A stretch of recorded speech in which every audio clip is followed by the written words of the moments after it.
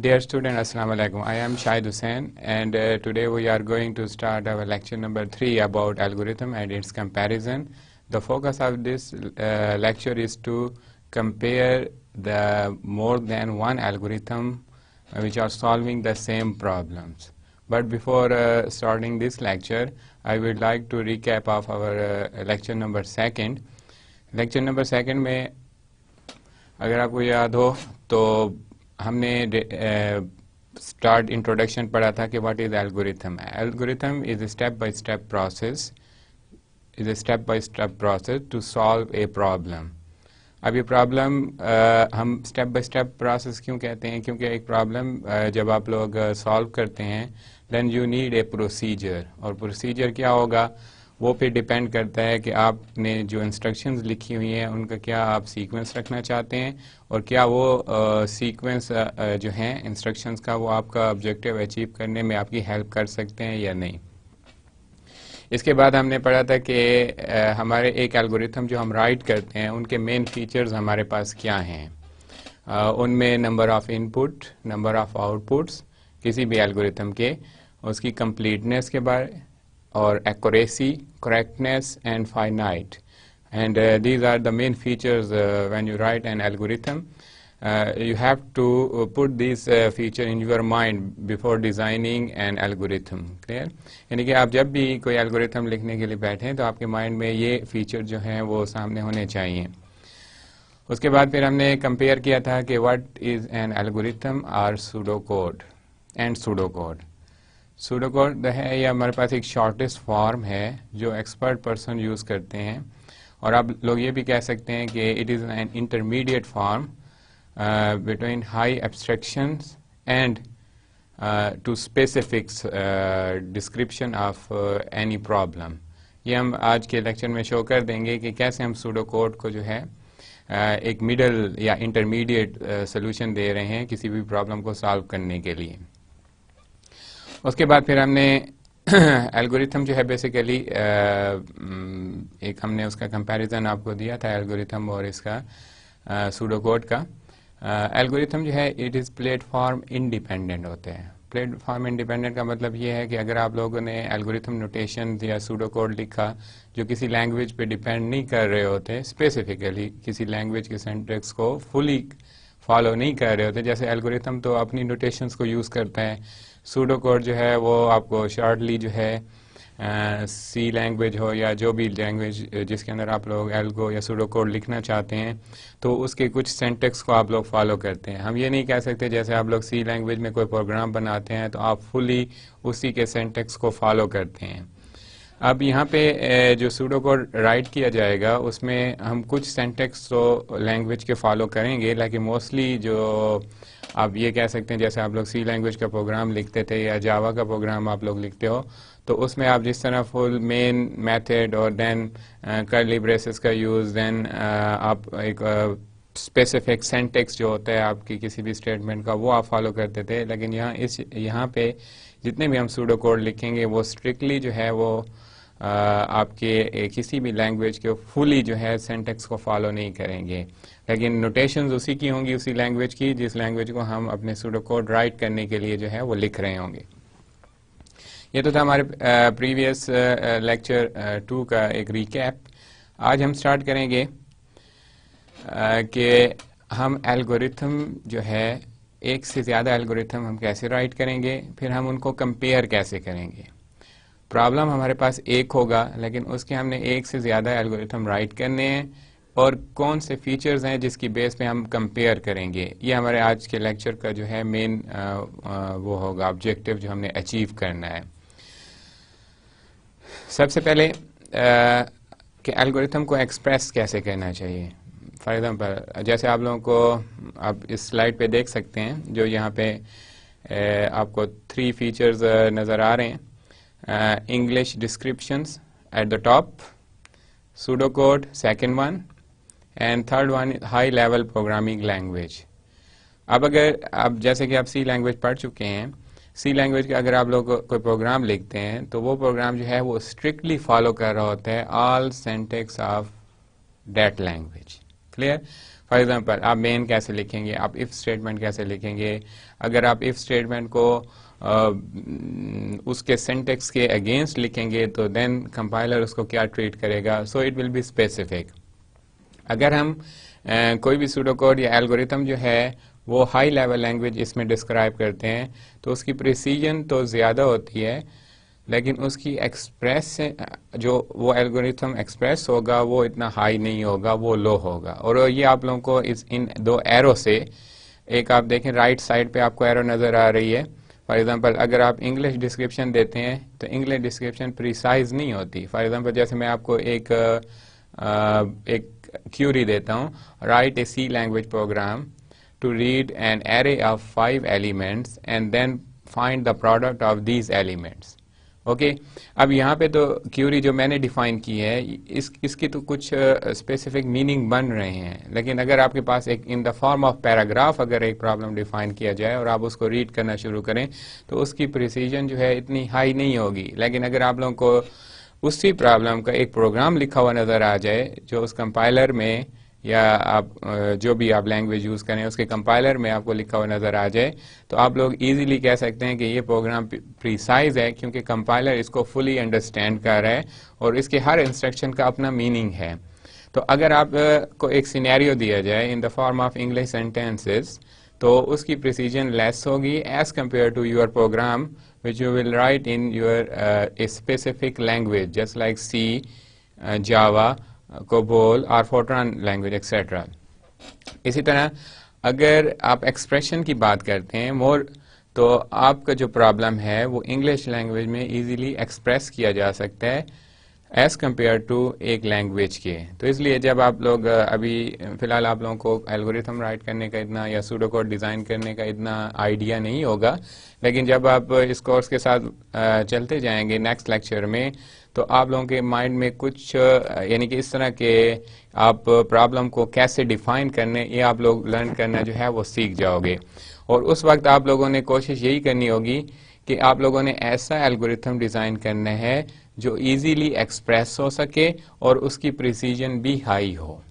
ठीक है, तो इसके लिए जो सेंट्रल आपको पॉइंट नज़र आ रहा है सूडो कोड का, तो सूडो कोड जो है ये आपके लिए एक बेस्ट चॉइस है कि आप अपने प्रॉब्लम को डिस्क्राइब करें इन the form of pseudo code. ठीक है, इससे इसकी एक्सप्रेशन भी इजीली आप इस सूडो कोड को इजीली समझ भी लेंगे एंड सेकंड इसकी प्रिसीजन भी हाई होगी क्योंकि ये more close to the specific syntax of your language होगा जो आप लोग यूज़ करना चाहते हैं, जिसके अंदर आप लोग सूडो कोड लिखना चाहते हैं। फॉर एग्जांपल इसी लेक्चर के एंड पे आपको कुछ एल्गोरिथम और सूडो कोड लिखे हुए मिलेंगे जिनको हमने कंपेयर भी करना है।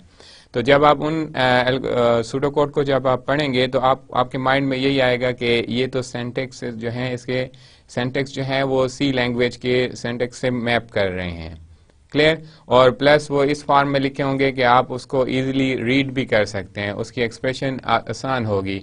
तो इसलिए ना हम इंग्लिश सेंटेंस की तरफ जाते हैं जिसकी एक्सप्रेशन तो आसान होती है लेकिन उसकी प्रिसीजन जो है वो लो होती है, और ना ही हम हाई लैंग्वेज लेवल लैंग्वेज के स्पेसिफिकेशन की तरफ जाते हैं जिसकी प्रिसीजन तो हाई होती है लेकिन इजीली एक्सप्रेस नहीं हो सकता उसके थ्रू प्रॉब्लम।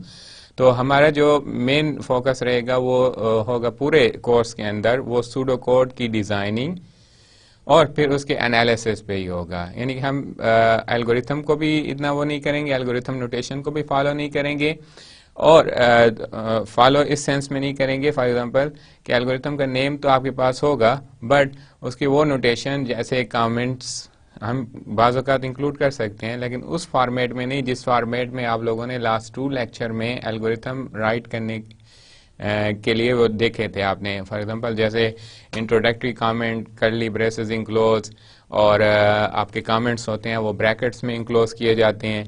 तो इस चीज़ से थोड़ा सा हमने वो करना होगा। तो हमारा मेन फोकस जो रहेगा वो सूडो कोड की राइटिंग पे होगा जो इंटरमीडिएट फॉर्म है आपकी हाईली इंग्लिश लाइक डिस्क्रिप्शन और हाई लेवल लैंग्वेज प्रोग्राम की डिस्क्रिप्शन के इंटरमीडिएट फॉर्म है। Clear, okay. अब हमारे पास जो नेक्स्ट जो आप इस स्लाइड पे टॉपिक दे रहे हैं वो है एनालिसिस ऑफ एल्गोरिथम। सबसे पहला क्वेश्चन ये है कि हम एल्गोरिथम को एनालाइज करते क्यों हैं, वो कौन से फैक्टर हैं जो हमारे माइंड में होने चाहिए before comparison of algorithm.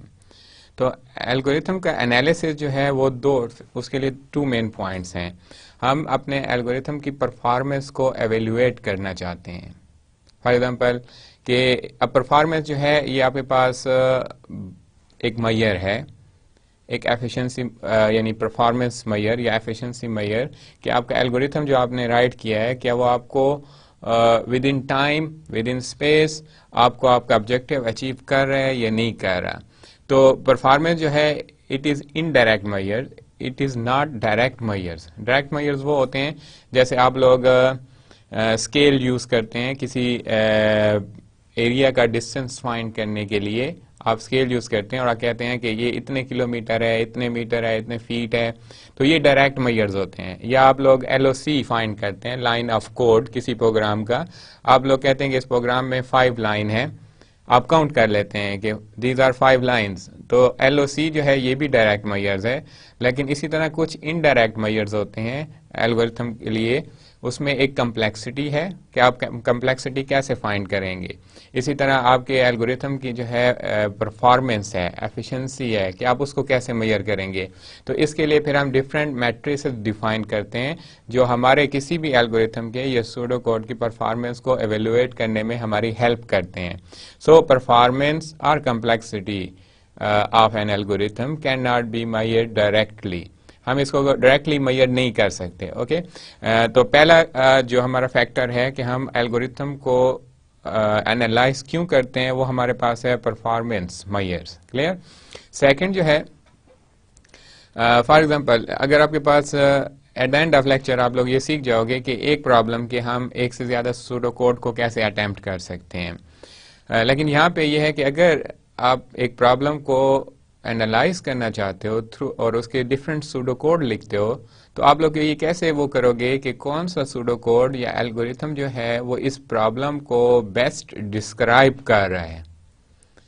Clear.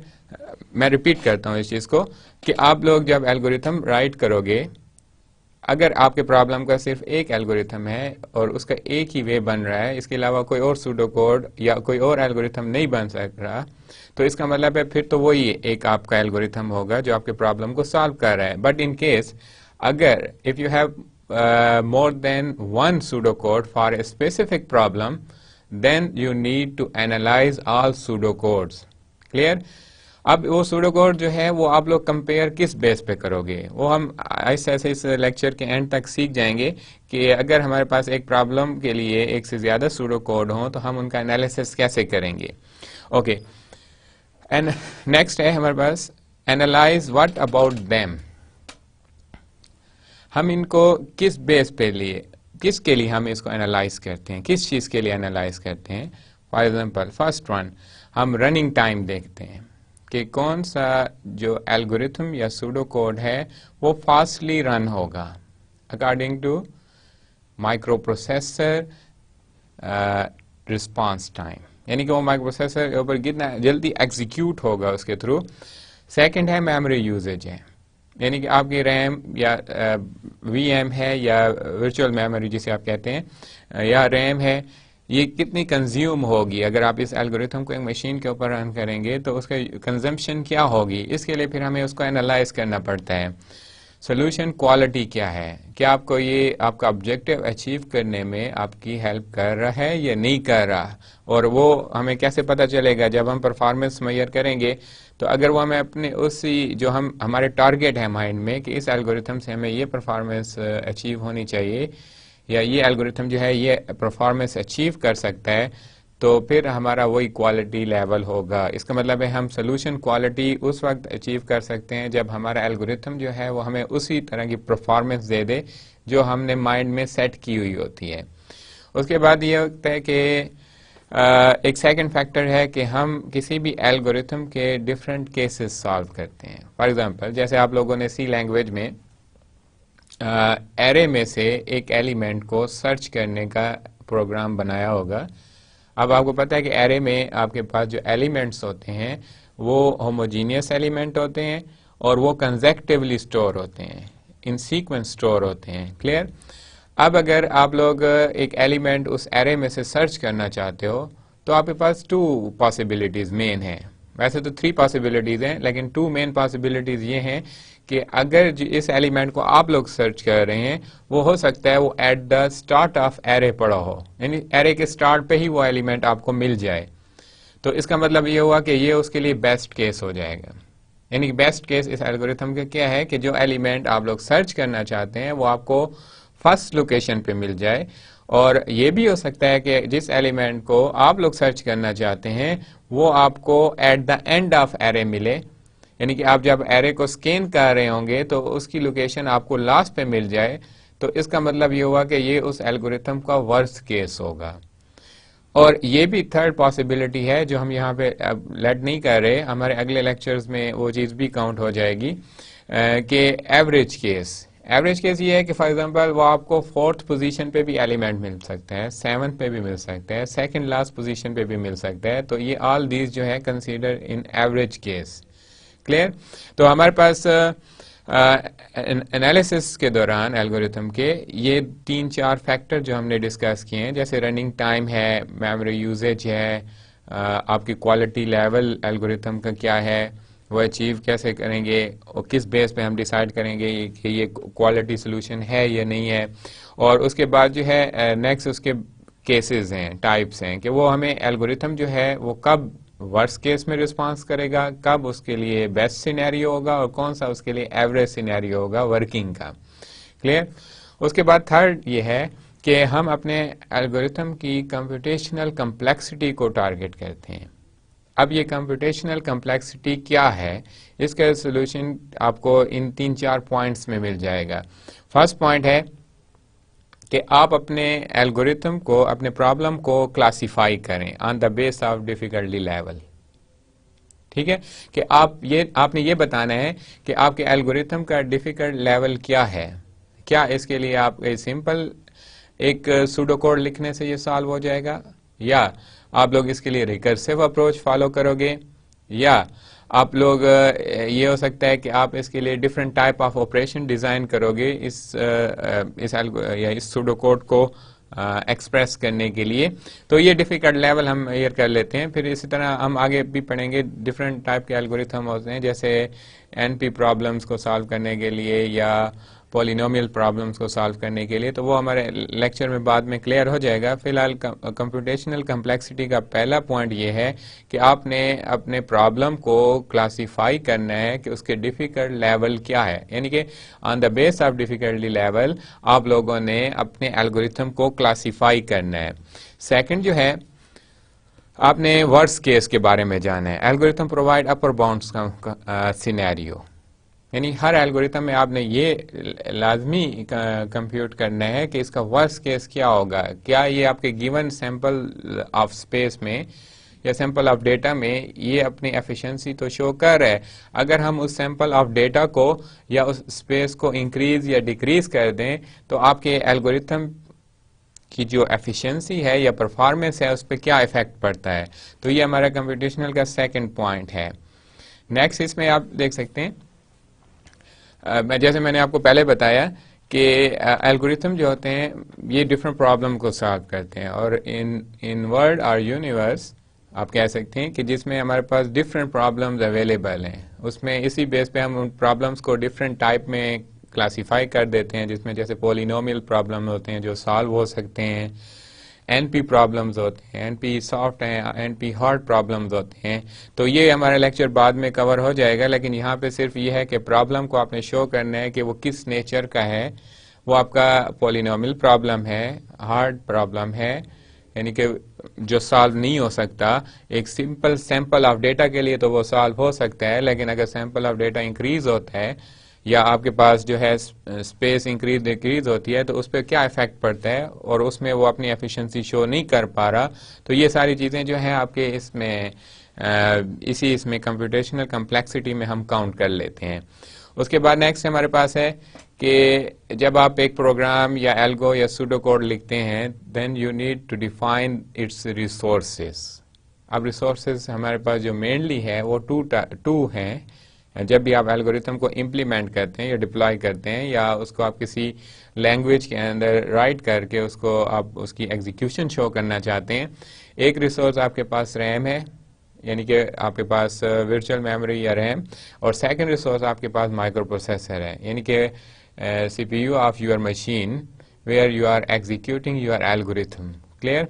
तो इन रिसोर्सेज के अंदर हमें ये पता करना है कि ये इन रिसोर्सेज के साथ इसकी परफॉर्मेंस आपको अचीव हो सकती है या नहीं हो सकती, ये भी हम कंप्यूटेशनल कम्प्लेक्सिटी में काउंट कर देते हैं।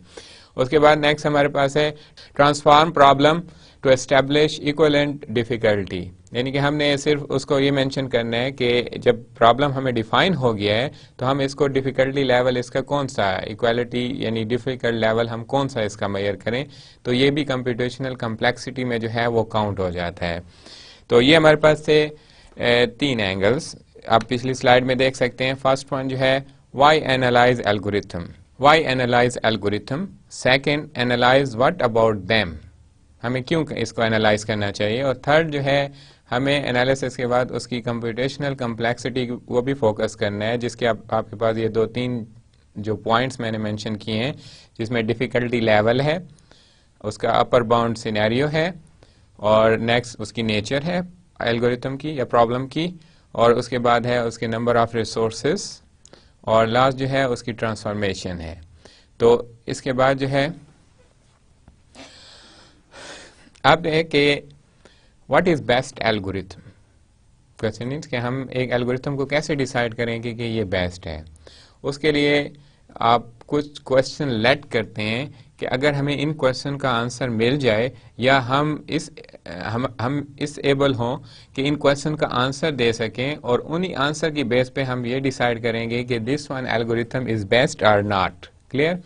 अब उसमें पहला क्वेश्चन है how fast does it run. अब ये आप कैसे डिसाइड करोगे कि आपका एल्गोरिथम जो है वो कितना स्पीड से वर्क करता है या वो कितना फास्टली एग्जीक्यूट होगा।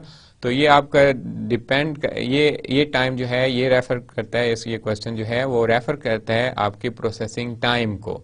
यानी कि ये ना हो कि आपका एक एल्गोरिथम जो है प्रोसेस में गया और वो इनफाइनाइट टाइम के लिए उसकी एग्जीक्यूशन कंटिन्यू रही, तो फिर आप कैसे इसकी मेजर कर सकते हो कि इसकी परफॉर्मेंस हाई है। वो तो इनफाइनाइट लूप के अंदर यानी कि डेडलॉक या हार्ड सिचुएशन में चला गया है।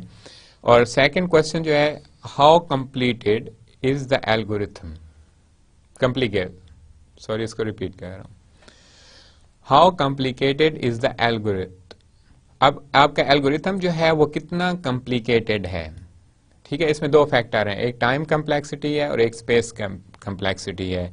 और हमारा जो 4th लेक्चर है वो इसी चीज़ के बारे में होगा कि हमने डिस्कस करना है टाइम और स्पेस कम्प्लेक्सिटी, और इसको हम कैलकुलेट कैसे करेंगे। ये हमारे 4th लेक्चर में जो है ये चीज़ कवर हो जाएगी।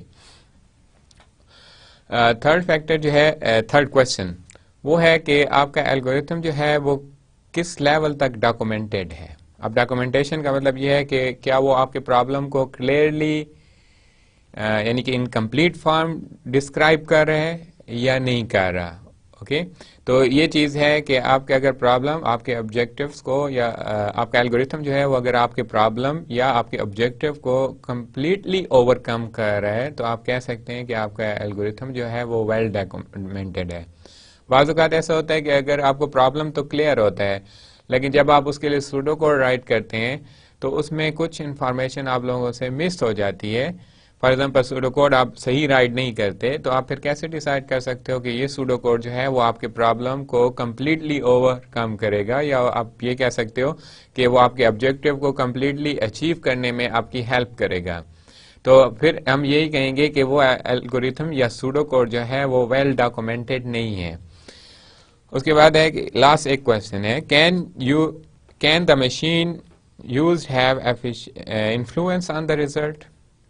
यानी कि लास्ट क्वेश्चन जो हमारे पास है वो इन्फ्लुएंस के साथ है कि अगर हम एक एल्गोरिथम राइट भी कर लेते हैं तो क्या उसकी एग्जीक्यूशन पे मशीन का भी कोई रिलेशन है या नहीं, या इम्पैक्ट आप समझ लें कि फॉर एग्जांपल आपने एक एल्गोरिथम राइट किया, अब आप उसको डिप्लॉय करते हैं तो क्या मशीन फास्ट होनी चाहिए, स्लो होनी चाहिए, या किस इस पे होनी चाहिए, प्रोसेसिंग स्पीड उसकी क्या होनी चाहिए, यानी माइक्रो प्रोसेसर की प्रोसेसिंग स्पीड क्या हो कि वो आपका एल्गोरिथम जो है वो अपनी परफॉर्मेंस को ऑप्टिमाइज फॉर्म में शो कर सके। तो इसका आंसर यस है कि मशीन की स्पीड भी जो है वो भी आपके रिजल्ट पे जो है इन्फ्लुएंस करती है। ठीक है, अब लास्ट आप पॉइंट लिख लें, some good algorithm can not perform well on slow machine. For example आप सूडो कोड तो अच्छा डिजाइन कर लेंगे, एक प्रॉब्लम को कंप्लीटली आप डिस्क्राइब कर रहे होंगे, लेकिन आप उसको अगर एक ऐसी मशीन पे रन करें जिसकी स्पीड जो है वो उस तरह नहीं है जिस तरह आप लोगों ने डिजाइन करते वक्त लेट की थी, तो इसका मतलब है फिर आपका एल्गोरिथम या सूडो कोड जो है वो अपनी परफॉर्मेंस जो है वो मैक्सिमम शो नहीं कर सकता। इंपॉर्टेंट पॉइंट टू नोट, जब आप लोग एनालिसिस करने बैठें एल्गोरिथम का तो आपके माइंड में कुछ पॉइंट पहले से क्लियर होने चाहिए कि आप लोगों ने जो है अब जैसे आप जब आप एल्गोरिथम राइट करते हो और देन उसको इम्प्लीमेंट करने के लिए आप एक प्रोग्राम डिज़ाइन करते हो, तो आप लोगों ने एनालिसिस जो करना होगा वो एल्गोरिथम या सूडो कोड का करना होगा, आपने प्रोग्राम का एनालिसिस नहीं करना होगा। उसकी रीज़न है क्योंकि जब आप प्रोग्राम लिखते हैं, आप प्रोग्राम राइट करते हैं, तो वो डिपेंड करता है आपके ऑपरेटिंग सिस्टम पे, कंपाइलर पे या मशीन लैंग्वेज पे। ठीक है, तो इसका मतलब ये हुआ कि हम प्रोग्राम को एनालाइज नहीं करेंगे, हम एक्चुअली एल्गोरिथम को एनालाइज करेंगे जो हम राइट करेंगे। बिफोर डिप्लॉयमेंट, बिफोर इम्प्लीमेंटेशन हम अपने एल्गोरिथम को जो है वो एनालाइज करेंगे। एक ये पॉइंट आप लोगों ने माइंड में रखना है। सेकंड पॉइंट ये है कि performance of algorithm should be measure before its implementation program in any language. Same case है जो मैं अभी आपको डिस्कस करके बता चुका हूँ। Algorithm should be check on different machines. अब ये नहीं है कि आप एक एल्गोरिथम को एक मशीन पे रन कर दिया और वो आपको परफॉर्मेंस आपके टारगेट यानी कि आपके जो माइंड में परफॉर्मेंस उसकी थी आपको रिट्रीव होने की, वो आपको गेन नहीं हो सकी, तो आप ये कहें कि एल्गोरिथम या ये जो है अपना आप इसको क्वालिटी का आप ना कहें, ये गलत है। आप अपने ही एल्गोरिथम को डिफरेंट मशीन आप लोग चेक करें ताकि आप उसके परफॉर्मेंस लेवल को या उसके परफॉर्मेंस मेजर को इजीली कंपेयर कर सकें। क्लियर? ओके, हम फर्स्ट एक एग्जांपल लेते हैं। अब इस एग्जांपल के जो सोल्यूशन है वो ये होगा कि हमने इसके लिए सी लैंग्वेज के सिंटैक्स को यूज़ करते हुए 4 सूडो कोड्स लिखने हैं, यानी 4 एल्गोरिथम हमने लिखने हैं। फिर हमने ये करना है कि उन एल्गोरिथम को कंपेयर करना है। कुछ फैक्ट्स हम ले रहे हैं, यहाँ पे कुछ फैक्टर ले रहे हैं। अब ये माइनर फैक्टर हैं, जब आप आगे एल्गोरिथम एनालिसिस और उसके डिज़ाइन करना शुरू करेंगे, यानी कि एल्गोरिथम को डिज़ाइन करेंगे देन एनालाइज करेंगे, तो ये माइनर हम जो कंपैरिजन है या पॉइंट्स जो आप जो समझ रहे हैं फैक्ट्स, हम इनको काउंट बहुत कम करेंगे।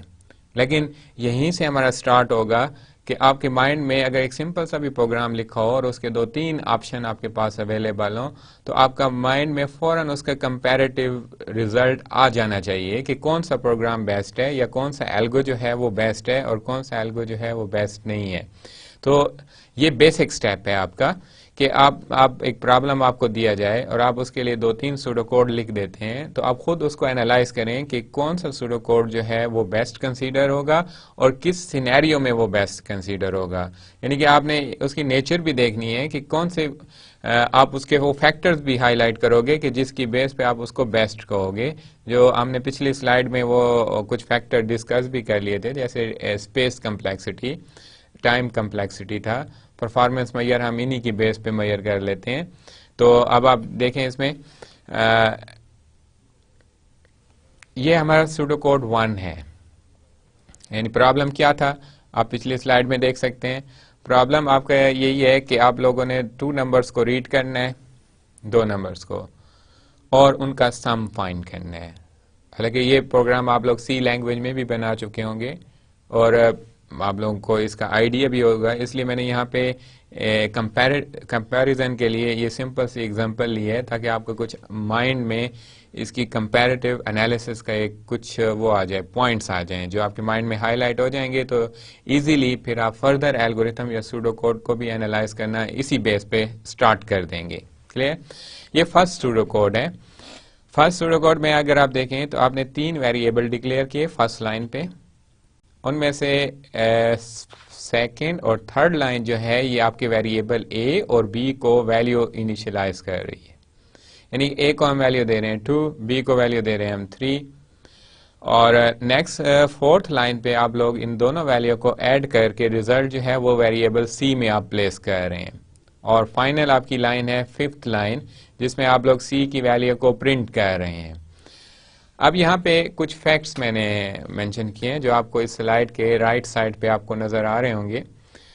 इसमें पहला फैक्ट है कि नंबर ऑफ वेरिएबल्स।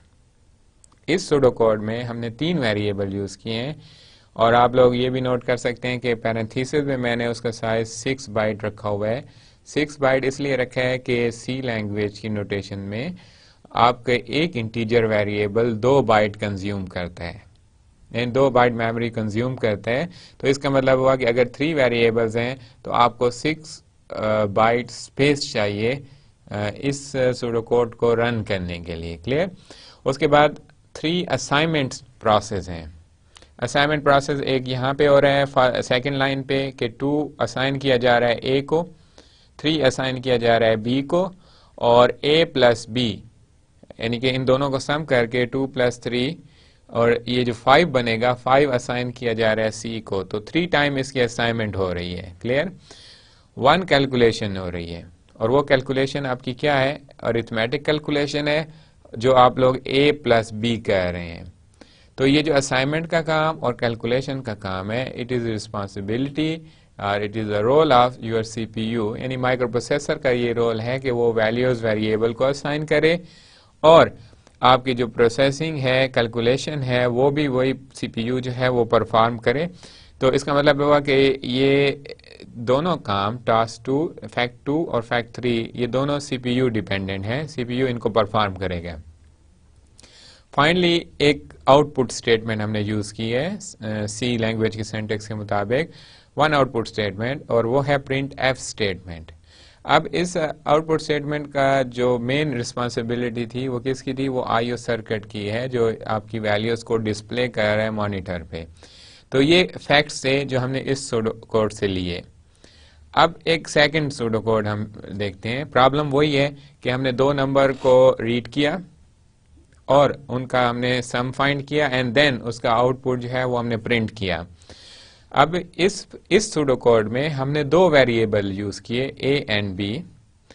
a को वैल्यू असाइन की 2, b को वैल्यू असाइन की 3, और फिर हमने उन दोनों वैल्यू को सम करके प्रिंट कर दिया फाइनल लाइन में। लाइन नंबर 4 आप देख सकते हैं इस सूडोकोड में, ये a और b को प्लस कर रहा है एंड देन उसको प्रिंट भी कर रहा है।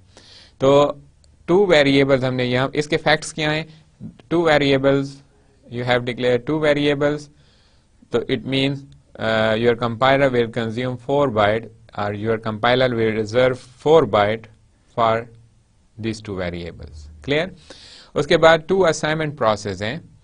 एक असाइनमेंट प्रोसेस सेकंड लाइन पे हो रहा है, एक थर्ड लाइन पे हो रहा है। सेकंड लाइन पे आप लोग देखें यहाँ पे कि 2 जो है वो असाइन किया जा रहा है a को, और 3 जो है वो असाइन किया जा रहा है b को। क्लियर? उसके बाद 1 कैलकुलेशन है और 1 आउटपुट स्टेटमेंट है। 1 कैलकुलेशन में आप लोग क्या कर रहे हैं? आप दोनों वैल्यूज को ऐड कर रहे हैं एंड देन उसको प्रिंट भी कर रहे हैं। तो ये जो फैक्ट्स है इस आपके सूडोकोड 2 के थे। अब अगर आप सूडोकोड 1 एंड 2 को सिंपली कंपेयर करें तो इसमें आपको सिर्फ एक चेंज नजर आएगी, और वो होगी नंबर ऑफ वेरिएबल पे, नंबर ऑफ वेरिएबल पे। बाकी इसमें दोनों सूडोकोड में कोई फैक्टर जो है वो इस तरह डिफरेंशिएट हम नहीं कर सकते जिसकी बेस पे इन दोनों सूडोकोड को हम डिफरेंशिएट करें। कोई और ऐसा फैक्टर नहीं है, सिवाय कि आपके पास फर्स्ट सूडोकोड में 3 वेरिएबल हैं और सेकंड सूडोकोड में आप लोगों ने 2 वेरिएबल को यूज किया है। अब हम आ जाते हैं इसके सूडोकोड नंबर 3 पे। प्रॉब्लम फिर वही सेम है कि आप लोगों ने 2 नंबर को रीड किया, सम किया and then printed sum. Clear? उनको फिर सम, उसी सम को प्रिंट कर दिया। अब इसके फर्स्ट लाइन पे देखें, फिर आपके पास 3 वेरिएबल हैं। अब यहाँ पे आप लोगों ने वेरिएबल को इनिशियलाइज नहीं किया, यानी कि जैसे आप इस स्लाइड में देखें सूडोकोड 2 में यहाँ पर आप ए और बी को इनिशियलाइज कर रहे हैं, लेकिन सूडोकोड 3 में हम उसको आईओ सर्किट यूज करके यानी कि इनपुट स्टेटमेंट को यूज करके उनकी वैल्यूज को रीड कर रहे हैं। ठीक है, हम डायरेक्टली असाइन नहीं करे जैसे सूडोकोड 2 में और हमने 1 में किया कि ए को भी इनिशियलाइज कर दिया और बी को भी इनिशियलाइज कर दिया। एल्गोरिथम जो सूडोकोड 3 है इसमें हमने उनको रीड किया है through input statement of C language. Third line पे फिर हमने कैलकुलेशन की, दोनों वैल्यू को ऐड किया और फिर उसको असाइन कर दिया वेरिएबल सी को, और फाइनल जो लाइन है इसमें हमने फिर इनकी वैल्यूज को जो है वो प्रिंट कर दिया। अब इसके अगर आप फैक्ट्स देखें तो पहला जो फैक्ट है नंबर ऑफ वेरिएबल, ये फैक्ट उसी तरह है जिस तरह आपके पास सूडोकोड 1 का है, उसमें भी 3 वेरिएबल थे, इसमें भी 3 वेरिएबल हैं। क्लियर? इसमें एक इनपुट स्टेटमेंट है और सूडोकोड 1 में नहीं थी, 2 में भी नहीं थी। क्लियर? उसके बाद थर्ड है 1 असाइनमेंट है। हालांकि अगर आप पिछले इसमें देखें तो आपको 2 असाइनमेंट सूडोकोड 2 में मिलेंगी और आपको 3 असाइनमेंट जो है वो सूडोकोड 1 में मिलेंगी। वो आप पिछले स्लाइड पे आप देख सकते हैं। इसमें आपको असाइनमेंट 2 मिल रही हैं, एक 2 जो है वो ए को असाइन किया जा रहा है और 3 जो है वो बी को असाइन किया जा रहा है। और इससे पिछली एग्जांपल में आपके पास 3 असाइनमेंट हो रही हैं। मैं इसलिए ये साथ साथ कंपेयर भी करता जा रहा हूं, और जब ये चारों सूडोकोड कंप्लीट होंगे तो मैं then I will show a summary of all pseudocodes. मैं आप इन चारों सूडोकोड की समरी शो करूंगा कि इनका कैसे हमने इनको कंपेयर किया, कौन कौन से फैक्टर की बेस पे, और उनकी वैल्यूज जो है वो क्या हैं आई हैं हमारे पास। अब हम थे सूडोकोड 3 पे। इसमें 1 असाइनमेंट हो गई, 1 कैलकुलेशन हो गई, और कैलकुलेशन आप सेपरेटली परफॉर्म कर रहे हो। This type of calculation is not part of your output statement. ये आपके आउटपुट स्टेटमेंट का पार्ट नहीं है, ये सेपरेट परफॉर्म हो रही है। यानी a प्लस बी और जो सम बनेगा वो आपकी वेरिएबल c को असाइन हो रहा है। Then you are going to print your result c को आप लोग प्रिंट कर रहे हो। क्लियर? अब यहाँ पे 1 कैलकुलेशन हो गई जो आप लोगों ने नोट की, a प्लस बी, और 1 आउटपुट स्टेटमेंट यूज की जा रही है जो यहाँ पे प्रिंट एफ है, जो आपके रिजल्ट को प्रिंट कर रही है। अब आप आ जाएं सूडोकोड 4 पे। सूडोकोड 4 में मैंने फिर 2 वेरिएबल डिफाइन किए, variable A and B. Input statement के थ्रू मैंने उनकी वैल्यूज को रीड किया। तो यहाँ पे जो रोल परफॉर्म हो रहा है या रिस्पॉन्सिबिलिटी जो है ये आईओ सर्किट की है।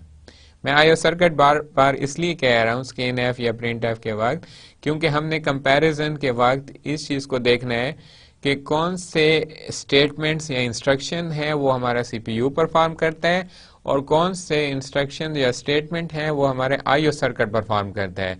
क्योंकि आप कंपेयर कर सकते हैं, दोनों की स्पीड में बहुत फर्क है। आप ये समझे कि सीपीयू की स्पीड जो है वो कितने टाइम्स जो है वो फास्ट है as compare to speed of your IO circuit. यानी कि इनपुट डिवाइसेस और आउटपुट डिवाइसेस के साथ अगर हम सीपीयू की स्पीड को कंपेयर करें तो वो आप मेनी टाइम्स आप उसको फास्टर कह सकते हैं सीपीयू की स्पीड को। यानी कि ये इक्विवेलेंट इसमें नहीं आ सकती। तो इसलिए बार बार मैं ये कह रहा था कि आप आईओ सर्किट की तरफ ये स्टेटमेंट चलेंगी सेकेंड और थर्ड। और सेकेंड एक और बात इंपॉर्टेंट आईओ सर्किट के बारे में कि जब आप का कोई प्रोसेस रन होता है, आप उसको एग्जीक्यूट करते हैं, तो सीपीयू और आईओ सर्किट के दरमियान जो स्विचिंग होती है आपके प्रोसेस की या एल्गो की या आपके कोई भी लाइन ऑफ कोड हो जो रन होने के लिए आईओ सर्किट के पास जाए फिर या वापस सीपीयू के पास आए, तो इस स्विचिंग में आपका काफ़ी टाइम जो है वो भी कंज्यूम हो सकता है, डिले आ सकता है। वो डिले क्यों आ सकता है? क्योंकि हो सकता है कि आईओ रिसोर्स बिजी हो और आपको ऑन द स्पॉट जो है वो आपको रिस्पांस ना करे, तो आपको डिले यानी कि वेट करना पड़ता है। तो इससे आपके एल्गोरिथम की परफॉर्मेंस जो है बार बार अगर आपके ऐसे इंस्ट्रक्शन आ जाएं जो स्विच स्विच इन कर रही हो फिर स्विच आउट कर रही हो और वाइस वर्सा चले आईओ सर्किट और सीपीयू के दरमियान, तो आपके जो एल्गोरिथम की कम्प्लेक्सिटी है वो भी इंक्रीज होगी क्योंकि आप सीपीयू टाइम कंज्यूम करेंगे और इसके अलावा आपको वेटिंग टाइम भी इंक्लूड हो जाएगा। तो इस फोर्थ सूडो कोड में अब जो फैक्ट्स हैं वो क्या हैं? 2 वेरिएबल्स आप लोगों ने यूज किए, ए एंड बी। तो it means you are consuming 4 bytes, 4 byte space. Clear? Second, one input statement which is scanf, one calculation which is performed here, a plus b, and finally you have only one output statement which is used to print your result of a plus b. तो ये हमारे पास थे 4 pseudo code. अगर आप जब कोई आप as a beginner अगर आप प्रोग्रामर हैं, फर्स्ट टाइम आप कोई लैंग्वेज पढ़ते हैं, तो आपकी इन चारों में से कोई भी अटेम्प्ट हो सकती है. अब जब आप लोग फर्स्ट अटेम्प्ट करते हैं प्रोग्राम में ये सूडो कोड 1 की और ये सूडो कोड 2 की, अगर आप इन दोनों में से कोई अटेम्प्ट वो करते हैं तो आप पूछते हैं, आपका टीचर या जो भी है वो आपको ये कहता है, जो प्रोग्राम चेक करता है वो आप सिंपली आप अपने टीचर से या कंसर्न इससे पूछते हैं, पर्सन से जो इक्वेट कर रहा हो दोनों प्रोग्राम्स को या सूडो कोड को, कि इनमें से बेस्ट कौन सा है. हालांकि इसमें दोनों का ऑब्जेक्टिव सेम है, सिर्फ फर्क ये आ रहा है कि उसमें एक वेरिएबल ज्यादा है, उसमें एक वेरिएबल कम है, बाकी number of calculation, output statement, assignment, ये फैक्टर सेम है. तो टीचर आपको ये गाइड करता है कि ओनली तो ये चाहिए डॉक्यूमेंटेशन के लिए कि आपके उतने ही वेरिएबल डिफाइन हो जितने आप लोगों के कैलकुलेशन या उस तरह के जितने आपको यूज हैं, जितने आपको रिक्वायर्ड हैं उस प्रॉब्लम को सॉल्व करने के. अननेसेसरी वेरिएबल से आप लोगों ने अवॉइड करना है. क्लियर? तो उस बेस पे वो बास का ये रिस्पांस आता है कि दिस वन इज बेस्ट. क्यों? क्योंकि ये डॉक्यूमेंटेशन की तरफ जा रहा है, ये कोड आपका वेल डॉक्यूमेंटेड है as compare to this one, क्योंकि इसका रिजल्ट आप लोग आउटपुट स्टेटमेंट के अंदर डिस्प्ले कर रहे हो. और बास पर्सन का ये रिस्पांस होता है कि pseudo code 2 will be best because क्योंकि इसमें एक वेरिएबल कम हो चुका है और आप लोगों ने स्पेस कंज्यूम होने से बचा ली है. तो जब भी आप एल्गोरिथम डिजाइन करें और या उसका सूडो कोड लिखें या उसको प्रोग्राम में डिप्लॉय करें, तो कोशिश करें कि आपने माइंड में स्पेस ट्रेड ऑफ और टाइम ट्रेड ऑफ फैक्टर्स को या कम्प्लेक्सिटीज को आपने लाजमी माइंड में रखना होगा. क्लियर? ओके, जो हमने 4 सूडो कोड लिखे, इस स्लाइड में उन चारों का कंपैरिजन किया जा रहा है और ऑन द बेस ऑफ वो फैक्ट्स जो हमने हर सूडो कोड के साथ नोट कर लिए. जैसे अब सूडो कोड 4 को आप लोग देख लें, इसमें आपको फैक्ट्स नजर आ रहे हैं राइट साइड पे, और इसी तरह आप लोगों के पास जो है इस समरी के अंदर पहला जो फैक्ट्स है जिसकी बेस पे हम कंपेयर कर रहे हैं चारों सूडो कोड को, वो है वेरिएबल्स. अब आप नोट करें यहाँ पे फर्स्ट सूडो कोड में 3 वेरिएबल्स हैं, सेकंड में 2 वेरिएबल्स यूज हुए यानी कि 4 बाइट मेमोरी को कंज्यूम किया गया, थर्ड में आपके पास 3 वेरिएबल को डिफाइन किया गया और 6 बाइट को कंज्यूम किया गया, एंड फोर्थ में आपके पास अगेन 2 वेरिएबल को डिफाइन किया गया और 4 बाइट को है कंज्यूम किया गया. अगर मैं सिर्फ इसी फैक्ट की बेस पे कंपेयर करके आपको फाइनल डिसीजन दूं कि कौन सा एल्गोरिथम इसमें से या सूडो कोड जो है वो बेस्ट होगा, तो यहाँ पे 2 कैंडिडेट हैं according to space trade off factor. First one pseudo code 2 और सेकंड जो है सूडो कोड 4 है, क्योंकि दोनों हैं लेस बाइट कंज्यूम कर रहे हैं, लेस नंबर ऑफ वेरिएबल हैं इनमें, और आपका ऑब्जेक्टिव तो आपको अचीव हो रहा है. आपने ये नहीं देखना कि वेरिएबल कितने हैं या कितने नहीं है, आपका ऑब्जेक्टिव अचीव होना चाहिए, आपका जो प्रॉब्लम है वो ओवरकम होना चाहिए. बाकी वेरिएबल आपका चाहे 1 यूज हो चाहे 2 या 3, इस चीज से आपने वो नहीं रखना. लेकिन यहाँ पे अगर हम space trade off point of view से बात करें तो pseudo code 2 and 4 are the best candidate. ठीक है? उसके बाद है number of assignment. Pseudo code 1 में 3, सूडो कोड 2 में 2, सूडो कोड 3 में 1 और सूडो कोड 4 में 0 असाइनमेंट है. कोई असाइनमेंट नहीं, वैल्यू को डायरेक्टली सॉल्व किया गया है. और थर्ड फैक्ट हमारे पास जो है वो नंबर ऑफ कैलकुलेशन है. पहले में इन चारों में सूडो कोड में एक ही कैलकुलेशन हुई है, एक ही प्रोसेसिंग हुई है, वो है a प्लस बी की. फोर्थ जो आपका वो है फैक्ट जिसकी बेस पे आपने सूडो कोड को कंपेयर किया, वो है इनपुट स्टेटमेंट. आपके पास सूडो कोड 3 और 4 में एक एक इनपुट स्टेटमेंट है, और इससे पहले जो सूडो कोड 1 एंड 2 है इसके लिए इसमें कोई भी आपको जो है इनपुट स्टेटमेंट नज़र नहीं आई, यानी कि स्कैन एफ हमने यूज़ नहीं किया। अब यहाँ पे हम स्टॉप करेंगे। स्टॉप इस सेंस में करेंगे कि इनपुट स्टेटमेंट जो है, जब आप किसी प्रोग्राम में इनपुट स्टेटमेंट लिखते हैं तो इट मीन्स आपका प्रोग्राम सीपीयू से आउट होगा कुछ टाइम के लिए, और जो आईओ सर्किट है वो आपका कोरस्पॉन्डिंग स्टेटमेंट को रन करता है, चाहे वो इनपुट स्टेटमेंट है चाहे आउटपुट स्टेटमेंट है। जब उसकी एग्जीक्यूशन कंप्लीट होती है देन प्रोग्राम रीजॉइन अपना रनिंग प्रोसेस जो है उसको रीजॉइन कर लेते हैं, फिर प्रोग्राम रन होना शुरू हो जाए स्टार्ट में। तो जब आपका प्रोग्राम माइक्रो प्रोसेसर से बाहर आएगा, यानी कि आउट होगा आईओ सर्किट के लिए, हो सकता है आईओ सर्किट उस वक्त डिफरेंट अदर एक्टिविटीज में, यानी कि डिफरेंट अदर प्रोसेस को रन करने में बिजी हो, तो ये डिले आ जाएगा। क्लियर? तो इस लिहाज से, इस फैक्ट के लिहाज से आपका सूडो कोड 1 और 2 जो है वो बेस्ट कैंडिडेट है। क्लियर? यानी मैं आपको डिफरेंट फैक्ट्स बता रहा हूं कि कौन से फैक्ट की बेस पे आप किस सूडो कोड को या किस एल्गोरिथम को बेस्ट कह सकते हैं। उसके बाद फाइनल आपके पास जो फैक्ट है वो है आउटपुट स्टेटमेंट, और चारों में एक एक आउटपुट स्टेटमेंट है, और विदाउट आउटपुट स्टेटमेंट जो है आपका, जैसे हमने एल्गोरिथम के फीचर में पढ़ा था कि एक तो फाइनाइट स्टेप्स होने चाहिए, बट नंबर ऑफ आउटपुट भी एटलीस्ट 1 होना चाहिए। क्लियर? अगर आपका एक भी आउटपुट नहीं है तो what you want to print, what you want to display, यानी कि इसका मतलब है आपने ना कोई कैलकुलेशन किया ना कुछ किया, आपका कोई आउटपुट भी नहीं बन रहा, तो फिर आपके एल्गोरिथम का या सूडो कोड का ऑब्जेक्टिव जो है वो फेल हो जाता है। तो हमारे पास कम से कम एक आउटपुट होना चाहिए। तो इस बेस पे हम कंपेयर नहीं कर सकते आउटपुट स्टेटमेंट के कौन सा बेस्ट है। क्लियर?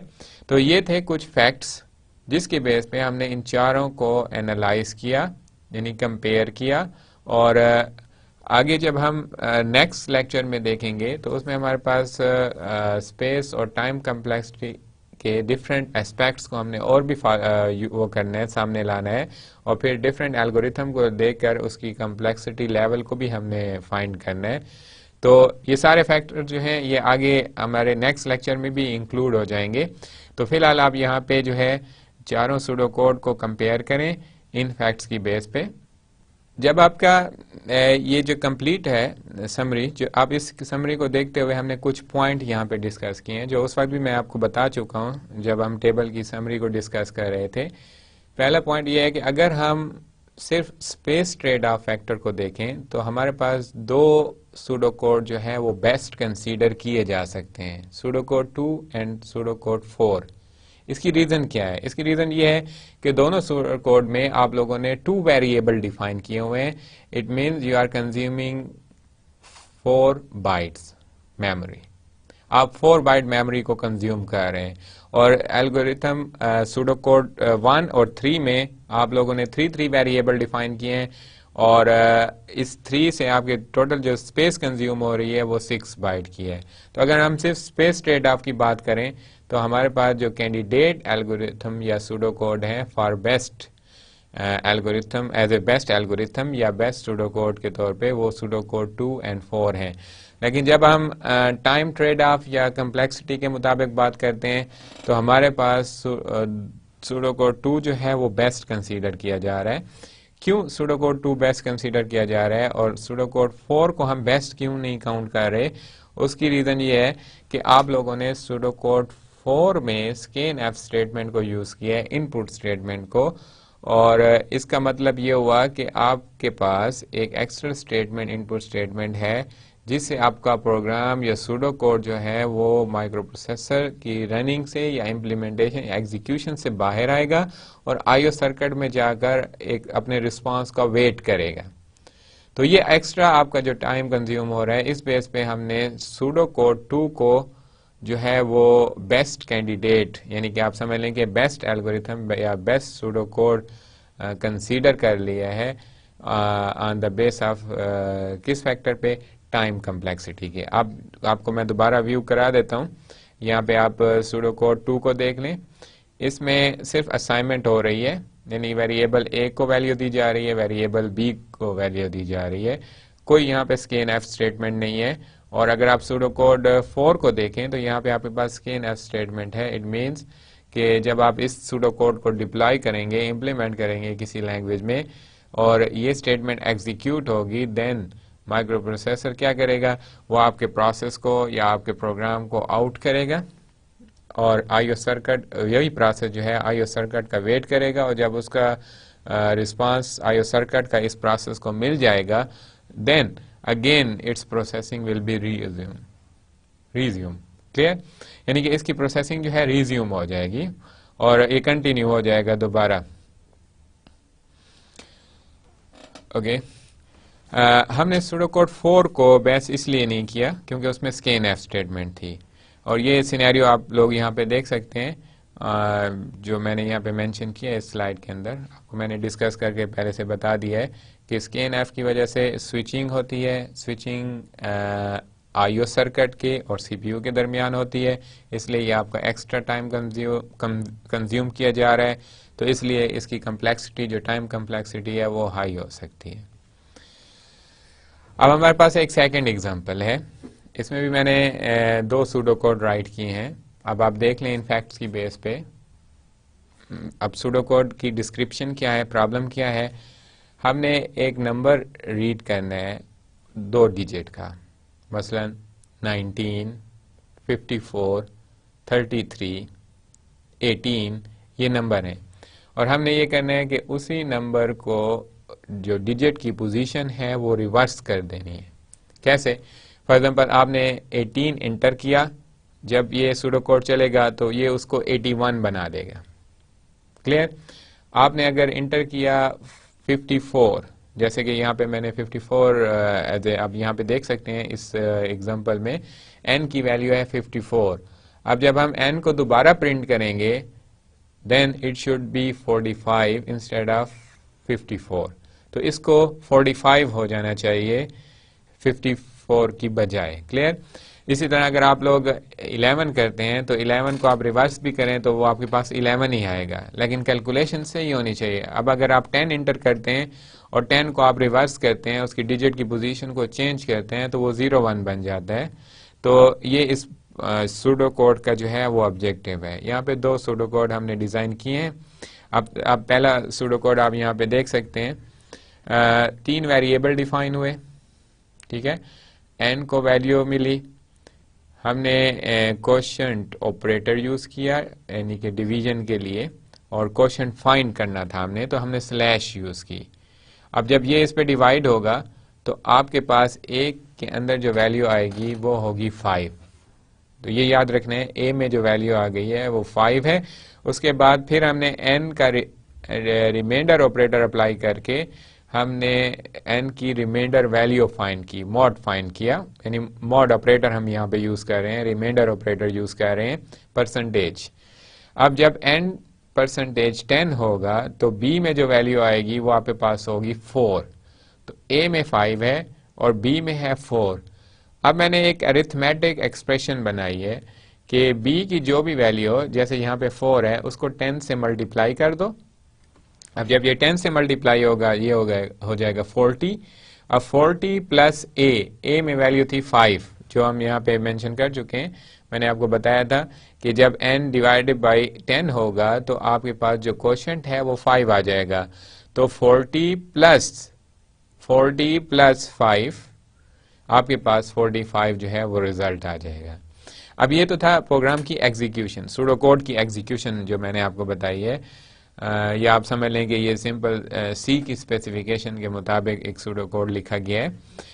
अब इसके आपने कुछ क्वेश्चन का आंसर देना है, जो पहले आप दे दें, फिर मैं आपको अपने नेक्स्ट स्लाइड के ऊपर इसको शो कर दूंगा कि इनका आंसर क्या है। पहले है कि टोटल वेरिएबल कितने होंगे इस सूडो कोड में, इनपुट स्टेटमेंट कितनी है, कैलकुलेशन कितनी है, कितने नंबर ऑफ टाइम आप कैलकुलेशन वो कर रहे हैं, कैलकुलेट कर रहे हैं वैल्यूज को, आउटपुट स्टेटमेंट आप लोग कितनी यूज कर रहे हैं, असाइनमेंट ऑपरेटर का यूज कितनी बार है। तो ये इनका आप लोग पहले से आप आंसर लिख लें। अब नेक्स्ट स्लाइड में मैं आपको सिर्फ 10 सेकंड दे रहा हूं कि आप इनके आंसर लिखें और उसके बाद आप नेक्स्ट स्लाइड पे जो है इनके रिजल्ट्स आप देख सकते हैं कि वो क्या इनके रिजल्ट आ रहे हैं। ये आपके एक्चुअल रिजल्ट्स हैं जो मैंने आपको पिछली स्लाइड पे क्वेश्चन पूछा कि ये फैक्ट्स की वैल्यू क्या आएगी, तो ये उनकी एक्चुअल वैल्यूज हैं। अब जैसे आप फर्स्ट फैक्ट देखें, वेरिएबल्स, यहाँ पे आपके पास 3 वेरिएबल्स हैं। कौन कौन से वेरिएबल हैं? N, A and B. 3 variable हैं, 6 बाइट कंज्यूम हो रहे हैं। इनपुट स्टेटमेंट आपके पास जो है वो 0 है, क्योंकि आप लोग स्कैन एफ स्टेटमेंट यहाँ पे यूज नहीं कर रहे, यूजर को प्रॉम्प्ट नहीं कर रहे डेटा एंटर करने के लिए, आपने उसको इनिशियलाइज खुद ही कर दिया है। जैसे यहाँ पे हो रहा है n इक्वल टू 54। क्लियर? उसके बाद कैलकुलेशन 3 टाइम हो रही है। कहाँ पे? एक लाइन नंबर 3 में आप लोग देख सकते हैं a इक्वल टू n/10, ये आपकी एक कैलकुलेशन हो गई जहां से आप क्वोशंट को फाइंड कर रहे हैं। लाइन नंबर 4 पे आपकी सेकंड कैलकुलेशन हो रही है, जहां पे आप लोग रिमाइंडर ऑपरेटर यूज करके या मॉड ऑपरेटर यूज करके आप लोग उस n वैल्यू का रिमाइंडर फाइंड कर रहे हैं। और थर्ड कैलकुलेशन में आप लोग एक एक्सप्रेशन सॉल्व कर रहे हैं, जिसमें जो आपका यूनिट डिजिट है उसको 10 से मल्टीप्लाई कर रहे हैं और उसमें ऐड कर रहे हैं 10th डिजिट। क्लियर? यहाँ पे इस एग्जांपल में जो यूनिट डिजिट है वो 4 है और जो 10th डिजिट है वो आपके पास 5 है। तो 3 बार आप लोगों ने कैलकुलेशन की। उसके बाद आपके पास है आउटपुट स्टेटमेंट। यहाँ पे आप इस सूडो कोड में देख सकते हैं, आपको सिर्फ एक प्रिंट एफ स्टेटमेंट नजर आ रही है। तो इसका मतलब है यहाँ पे इस सूडो कोड में सिर्फ एक आउटपुट स्टेटमेंट को यूज किया गया है। असाइनमेंट जो है यहाँ पे 3 हो रहे हैं। अब वो 3 कौन कौन से हैं? यहाँ पे जो क्वोशंट है वो असाइन किया जा रहा है वेरिएबल ए को, remainder is assigned to variable B, and the result of your expression is assigned to variable N again, because old value of N will be replace with new value of N, या विद आप कह सकते हैं कि जो expression की value बन रही है एन जो है एन वेरिएबल को वो वैल्यू जो है वो असाइन हो जाएगी। तो ये आपके पास है 3 असाइनमेंट। ये हमारे पास फर्स्ट सूडो कोड है जो हमने अपने प्रॉब्लम को डिस्क्राइब किया है, जिसके थ्रू, यानी कि फर्स्ट सूडो कोड के थ्रू हमने अपने प्रॉब्लम को डिस्क्राइब किया है और उसके वो फैक्ट्स को एवेलुएट किया है, जो हम पिछले एग्जाम्पल 1 में भी कर चुके थे। उसके बाद इसी एग्जाम्पल के हमारे पास सेकंड सूडो कोड हमने राइट किया। अब वो सेकंड सूडो कोड में सिर्फ 3 लाइन्स हैं। अगर आप लोग फर्स्ट लाइन पे देखें तो सिर्फ एक वेरिएबल है जिसको हमने डिफाइन किया एज ए 54, और इसी n की ओल्ड वैल्यू को रिप्लेस कर रहे हैं न्यू, बट आफ्टर एवेल्युएशन अब you can say after evaluating your expression, जो न्यू वैल्यू बनेगी it will replace your old value of n। ये n की ओल्ड वैल्यू को रिप्लेस कर देगा। क्लियर? अब एक्सप्रेशन पे थोड़ा सा फोकस करें। मैंने रिमाइंडर को पैरेंथेसिस में इनक्लोज कर दिया है। अगर ना भी करो तो लेफ्ट टू राइट आपको प्रायोरिटी लेवल पता है, जैसे सी लैंग्वेज में आप पढ़ चुके हैं कि अगर 2 operator of same priority level एक एक्सप्रेशन में आ जाएं, then compiler will execute it from left to right. तो कंपाइलर जो है उसकी execution from left to right करता है। तो फर्स्ट प्रायोरिटी किसको मिलेगी? रिमाइंडर ऑपरेटर को, और सेकंड जो प्रायोरिटी मिलेगी 10 को। बट फॉर वेल डॉक्यूमेंटेशन जो है मैंने इसको पैरेंथेसिस में इनक्लोज कर दिया है। यहाँ पे रिमाइंडर फाइंड हो जाएगा, रिमाइंडर आ जाएगा 4 को मल्टीप्लाई कर दिया जाएगा 10 से, तो यहाँ तक जो पोर्शन है इसका रिजल्ट हो जाएगा 40 प्लस, अब हमने जो 10th डिजिट है उसको हमने लेना है और उसके लिए क्वोशंट हम अप्लाई कर रहे हैं, यानी कि हम डिवीजन कर रहे हैं और क्वोशंट को रिट्रीव कर रहे हैं डिवीजन ऑपरेटर से। तो n/10, जब हम n/10 लिखेंगे तो 5 हमें रिट्रीव हो जाएगा, तो 40 प्लस 5, तो ये बन जाएगा 45, और ओल्ड वैल्यू आपके पास जो n की थी वो 54 थी और न्यू वैल्यू जो आपके पास आ रही है n की वो 45 है। तो ये ओल्ड वैल्यू जो है ये रिप्लेस हो जाएगी। क्लियर? उसके बाद फिर हमने एक आउटपुट स्टेटमेंट को यूज किया और n की वैल्यू को जो है वो प्रिंट कर दिया। अब इसके फैक्ट्स को आप लोग खुद लिखें पहले कि इनमें वेरिएबल कितने हैं, आप साथ लिखते जाएं इसको कि टोटल वेरिएबल कितने हैं, इनपुट स्टेटमेंट कितनी है, कैलकुलेशन कितनी टाइम हो रही है, आउटपुट स्टेटमेंट कितने हैं यहाँ पे, और असाइनमेंट कितनी बार की जा रही है, यानी कि असाइनमेंट ऑपरेटर का यूज कितनी बार आया है। उम्मीद है आप लोगों ने इसको लिख लिया होगा। अब हम देखते हैं इसकी वैल्यूज, इसके रिजल्ट्स। अब इसमें जो वेरिएबल है वो 1 है, 2 बाइट्स है, ठीक है, सिर्फ 2 बाइट कंज्यूम किए जा रहे हैं इस सूडो कोड में। इनपुट स्टेटमेंट कोई नहीं है, कैलकुलेशन 1 टाइम है, आउटपुट स्टेटमेंट भी 1 टाइम है और असाइनमेंट भी 1 टाइम है। क्लियर? अब अगर आप इस फैक्ट को और जो सूडो कोड 1 लिखा गया है, अगर इनके फैक्ट्स को कंपेयर करें तो आपको क्लियरली पता चलेगा कि आपका जो सेकंड अप्रोच है, जो सेकंड अटेम्प्ट है, यानी कि सेकंड सूडो कोड जो आपका है, it can be considered as a best pseudocode or best algorithm on the base of space plus time complexity या ट्रेड ऑफ फैक्टर्स। अब ये कह सकते हैं क्या, क्योंकि हमने स्टार्ट में यही एक फोकस किया हुआ है कि जब भी हम कोई एल्गोरिथम राइट करेंगे या हम एल्गोरिथम डिज़ाइन करते हैं तो हम अपने माइंड में 2 फैक्टर्स रखते हैं, space and time trade off factors जो हैं। तो उस लिहाज से आपके पास ये जो एग्जांपल 2 का जो प्रॉब्लम है, इसमें जो बेस्ट अप्रोच है वो आप लोगों के पास सूडो कोड 2 की है। क्लियर? अब ये आपके पास होमवर्क है। होमवर्क में आप लोगों ने क्या करना है, write at least 3 pseudo codes to find the largest of 3 numbers and analyse this pseudo code on the base of space and time trade off factors. Clear? पहले मैं आपको प्रॉब्लम डिस्क्राइब कर दूं कि इस प्रॉब्लम में आपने क्या करना है। 3 वेरिएबल्स आप लोगों ने यूज करने हैं, 3 नंबर्स लेने हैं, उनको कंपेयर करना है। कंपेयर के बाद आपने लार्जेस्ट फाइंड करना है कि कौन सा इसमें तीनों नंबर में से कौन सा नंबर लार्ज है, और उसके बाद फिर आप लोगों ने 3 डिफरेंट सूडो कोड्स राइट करने हैं, फिर उन सूडो कोड को कंपेयर करना है इन्हीं फैक्ट्स की बेस पे जो हम यहाँ पे कवर कर चुके हैं। यानी कि अपने इस आज के लेक्चर की जिस स्लाइड्स में हमने जो फैक्ट्स लिए हैं एल्गोरिथम को कंपेयर करने के लिए, जैसे variables, input statement, calculation, output statement and assignment, इन्हीं की बेस पे आप लोगों ने इन तीनों सूडो कोड को भी कंपेयर करना है। आई होप कि आप लोग इस प्रॉब्लम को अंडरस्टैंड कर चुके होंगे। तो ये आप लोगों का होमवर्क है जो आप लोगों ने मस्ट इसको अटेम्प्ट करना है, क्योंकि इससे आपका तो हो सकता है कि आप लोग इस एक प्रॉब्लम के अलावा कोई आप और प्रॉब्लम भी आपके माइंड में हो तो काइंडली आप उसको सॉल्व करें और एक से ज़्यादा सूडो कोड डिज़ाइन करें, ताकि आपको कंपेयर करने में और कंपेयर करते हुए भी आप लोगों ने जो 2 ट्रेड ऑफ फैक्टर्स मैंने आपको बताए हैं, स्पेस और टाइम का, आपने उन्हीं के बेस पे डिसाइड करना है कि कौन सा एल्गोरिथम जो है वो आप लोगों का बेस्ट होगा, या सूडो कोड आप लोगों का कौन सा बेस्ट होगा।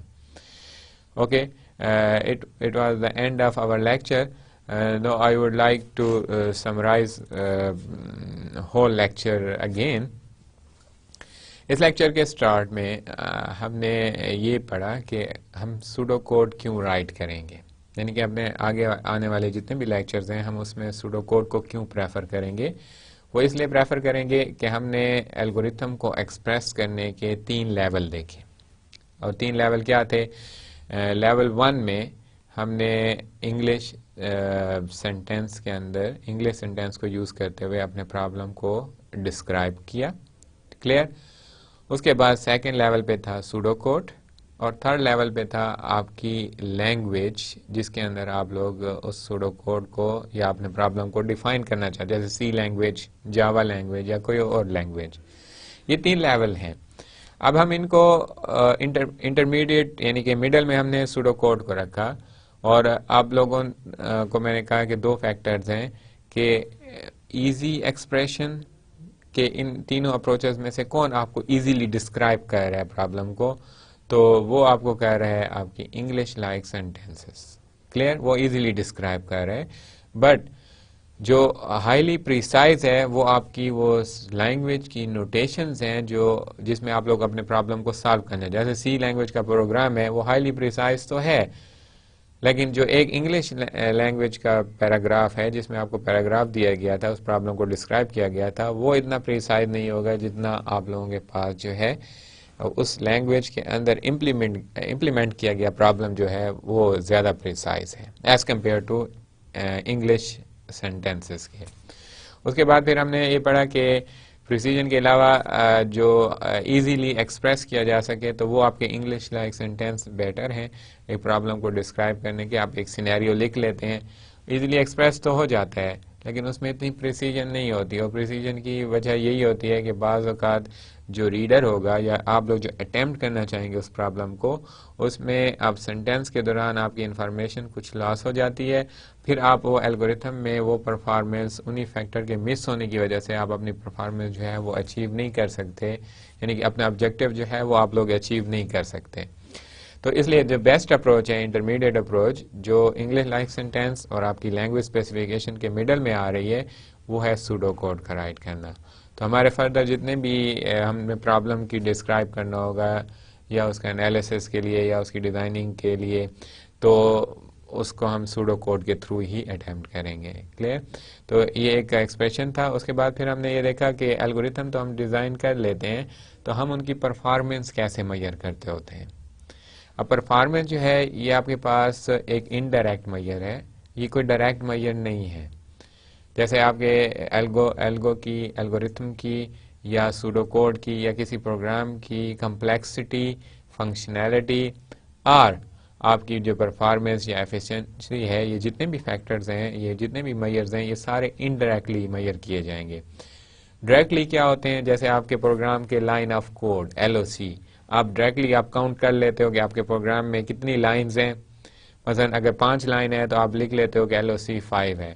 इसी तरह आप डिस्टेंस मेजर करते हो, आपके पास स्केल हो, आप किसी एक इसकी लेंथ, हाइट, विड्थ जो भी है वो आप मेजर कर लेते हो। आप कह लेते हो कि इसकी लेंथ इतने किलोमीटर है, इतने मीटर है, इतने इंचेस है, तो ये डायरेक्टली मेजर हो जाते हैं। लेकिन ये जो कम्प्लेक्सिटी है, फंक्शनैलिटी है या आपके पास परफॉर्मेंस है, इसके लिए आपको डिफरेंट मैट्रिसेस या डिफरेंट फैक्टर्स को फोकस करना पड़ता है।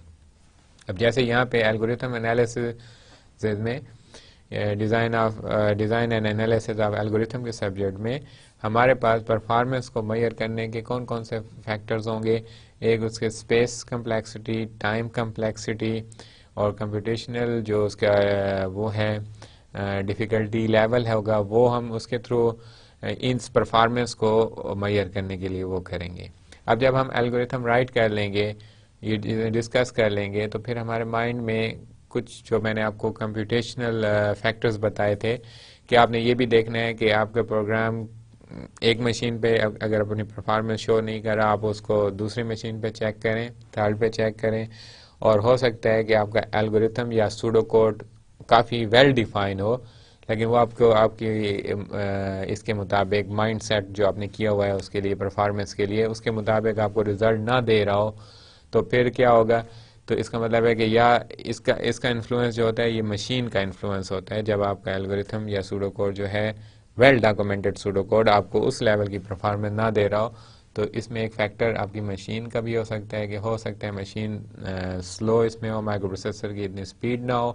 प्लस आप अपने सूडो कोड की इंस्ट्रक्शन को फोकस करेंगे कि क्या उसमें किस टाइप की इंस्ट्रक्शंस हैं, क्या सारे इंस्ट्रक्शन CPU रन करेगा, कौन से इंस्ट्रक्शन जो है वो आपके IO सर्किट की तरफ जाएंगी।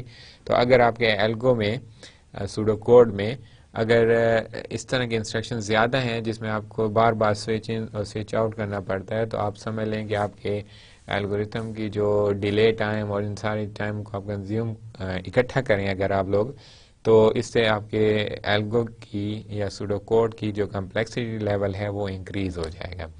क्लियर?